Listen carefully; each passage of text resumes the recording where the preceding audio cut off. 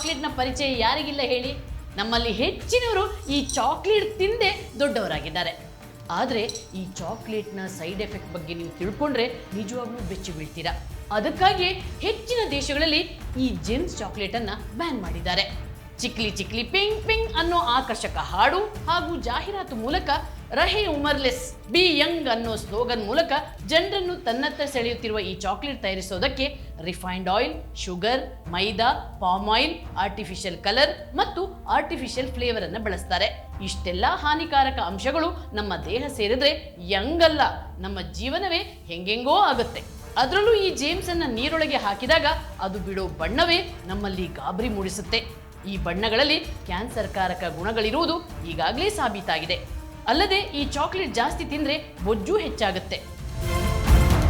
ಹಾಗಾಗಿ ನೆನಪಿಡಿ, ಈ ಚಾಕ್ಲೇಟ್ ಅನ್ನು ನಿಮ್ಮ ಮಕ್ಕಳಿಗೆ ಕೊಡಿಸೋ ಮುನ್ನ 100 ಬಾರಿ ಯೋಚಿಸಿ.